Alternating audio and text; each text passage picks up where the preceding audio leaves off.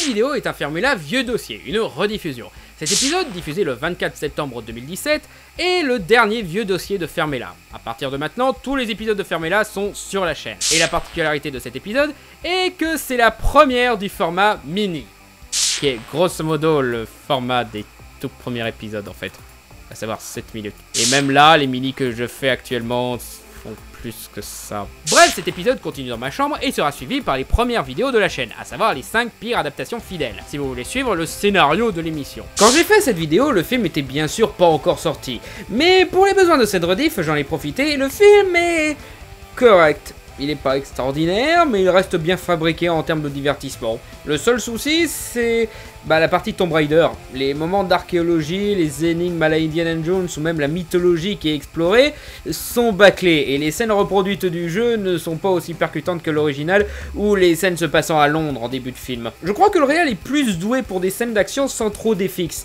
Ça et les FX sont assez moches. Probablement à cause d'un petit budget. Mais sinon, le drame est correct, Walton Goggins fait un assez bon méchant, faut dire le mec est top même dans G.I. Joe Conspiration, et c'est sans problème meilleur que les deux daubes avec Angela Pajoli. Alicia Vikander elle-même est meilleure que Pajoli parce que, je ne sais pas, peut-être parce que elle joue vraiment, elle en bave dans l'action, elle arrive à faire marcher l'arc d'une Lara qui a du mal à faire son deuil, elle arrive à être attachante, drôle et charismatique, ou je ne sais pas moi, le fait qu'elle ait des muscles, mais genre, sans déconner. Après toutes ces années, on s'est enfin dit, tiens, cet aventurier badass qui tabasse des armées facilement, on devrait peut-être lui donner des putains de muscles. Alors que ça me paraît 1000 fois plus prioritaire que ces nichons, quoi, merde. Là, au moins, j'avale le fait qu'elle botte tes culs. Bon, on perd un peu le charme de l'innocente naïve qui devient une survivante dans le jeu, mais bon, adaptation, tout ça, hein. Donc ouais, meilleur film Tomb Raider, mais ça veut hélas pas dire grand chose. Le film fait le minimum syndical, et c'est hélas un exploit pour les adaptations de jeux. Je le préfère à Warcraft, mais Prince of Persia et Silent Hill sont meilleurs. On progresse au moins, la prochaine fois sera la bonne. Donc, cela étant dit, profitez du dernier vieux dossier sur la première BA de ce film. Bonne vidéo à tous. Bonjour à tous dans cet épisode condensé de Fermela. Vous en faites pas, la prochaine fois on reviendra au format habituel. Je n'avais pas prévu de faire de vidéo sur le prochain reboot cinématographique de Tomb Raider, principalement parce que la BA a mis le film sur mon Kessana à foutromètre au niveau... mais... ça n'a pas l'air atroce, mais ça n'a pas l'air d'être un blockbuster exceptionnel, ce genre de truc au niveau d'un Fast and Furious, et j'étais déjà au courant qu'ils allaient reprendre le style des jeux récents, c'était un peu évident. Alors, qu'est-ce que t'en penses de cette bande-annonce? Ça a l'air d'être un film. Mais Internet n'a de cesse de me surprendre en étant tellement chipoteur que je me retrouve à devoir défendre des films dont je me cogne. Ce qui m'était pas arrivé depuis SOS Fantôme. Et le chipotage abusif est bien sûr sur la nouvelle actrice qu'ils ont pris pour jouer la célèbre Lara Croft, Alicia Vikander. Parce que ces nichons ils sont pas gros, c'est ça? Ouais, évidemment.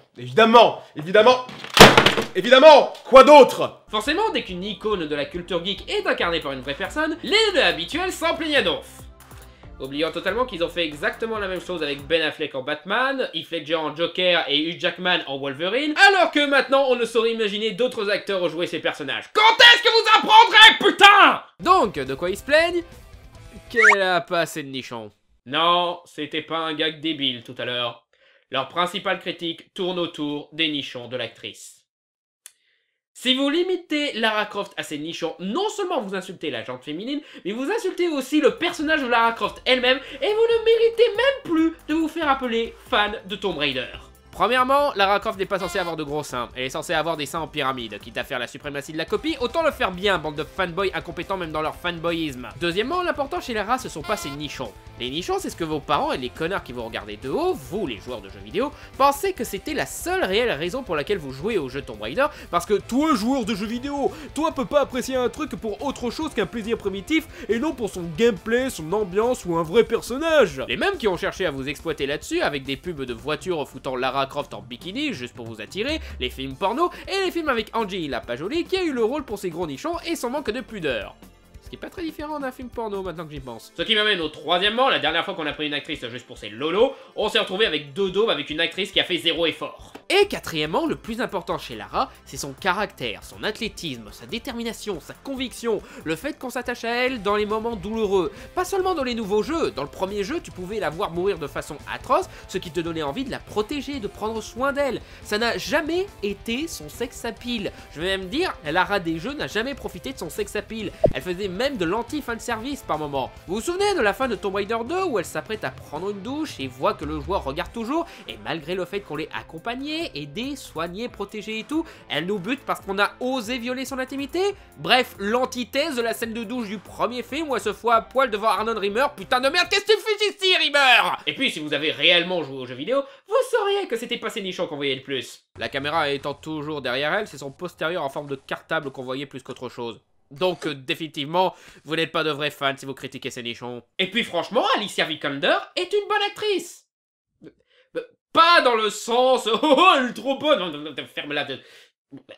Elle a des charmes, je dis pas le contraire.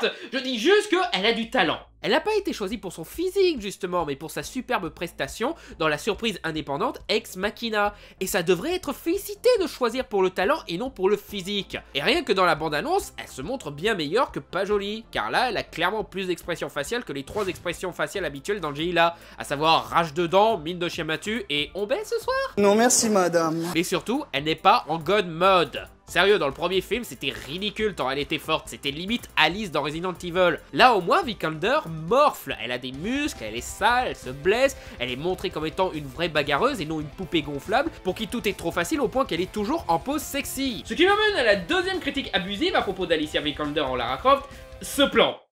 Beaucoup s'amusent à prendre ce plan comme étant la preuve ultime qu'elle serait pas crédible dans le rôle, parce que dans ce plan, elle ressemble à une adolescente qui essaye d'avoir l'air badass. Donc je résume. Oh, là elle est pas crédible, donc elle sera nulle dans tout le film. Non, sérieusement, un plan qui fait un petit peu ridicule contre 40 plans badass, et ils en déduisent qu'elle sera ridicule pendant tout le film. Ils sont cons quoi? De plus, évidemment qu'elle a l'air un peu trop innocente. Le film est censé raconter les origines de Lara Croft, donc avant qu'elle devienne la badass qu'on connaît. Comme dans le jeu, elle révélera sa badasserie dans son expérience sur cette île bourrée de dangers. Je veux dire, dans les jeux récents aussi, quand elle est pas en pleine action, elle fait une nuge, que ce soit au niveau de la voix ou du physique. Et comme c'est cette version de Tomb Raider qu'ils adaptent, bah c'est totalement logique. Ça m'étonne que vous acclamez pas qu'ils ont été fidèles sur ce point. Mais le truc que je comprends pas, c'est que pour se plaindre de trucs superficiels dont on se fout complètement, là il y a du monde. Mais pour se plaindre de trucs réellement critiquables, là, il n'y a plus personne. Déjà, le coup du papa qui confie à sa fille unique de s'attaquer à toute une organisation sans pitié. Personne, non? Je veux dire, le papa est pas censé être au courant que Lara Croft va devenir une super machine à tuer. Encore une fois, origine de Lara Croft. Et puis merde, c'est ta seule famille, quoi. Tu vas vraiment prendre le risque de la mettre sur le front? Dans le jeu, c'était logique, car c'est Lara elle-même qui suivait la piste de son père pour se retrouver face à l'organisation Trinité et autres conneries. Mais là, c'est débile. Tu pouvais pas demander à quelqu'un de confiance, genre Conrad? Quoique, il est pas dans ce film apparemment, laisse tomber. D'ailleurs, en parlant d'adaptation, je suis surpris que vous vous plaigniez pas de l'absence de l'ambiance oppressante du jeu vidéo, ou que Walton Goggins en Mathias c'est pas du tout ressemblant une seule seconde, ou que toute la troupe de Lara était remplacée par un chinois. Je veux dire, l'amitié entre Lara et son équipe était un des trucs qui faisait la force du jeu de 2013, que ce soit sa relation père-fille avec Conrad, l'amitié avec Sam qui l'a fait littéralement escalader des montagnes, possible romance lesbienne, Lara? La dynamique houleuse avec Jocelyn, la chaleureuse complicité avec Jonah, le petit Alex secrètement amoureux de Lara, ou même le Dr Whitman... Non, en fait, fuck Whitman. Putain, vos critiques sur les nichons de l'actrice me font regretter vos critiques débiles habituelles sur le respect d'adaptation, pour dire. Et puis si vous voulez critiquer son physique, regardez son coup sur l'affiche à la place, hein. Sérieusement, c'est quoi le fuck? Encore une fois, je ne suis pas hypé du tout par ce film, il peut être cool comme il peut être à chier, mais si pour vous, une taille de bonnet suffit à se plaindre... Ben allez voir le film porno et faites pas chier ceux qui veulent prendre de vraies actrices pour faire un vrai film. Oh et aussi Nick Frost. Putain, qu'est-ce que tu fais ici, Frost? Merci d'avoir regardé cette vidéo, n'hésitez pas à liker, à commenter et à vous abonner, et n'hésitez pas non plus à déposer un don pour soutenir l'émission sur mon compte Tipeee, où vous aurez des contreparties comme des badges, des t-shirts ou des choix de sujets pour des petites vidéos. Merci encore pour votre soutien, et à bientôt sur Fermez-la.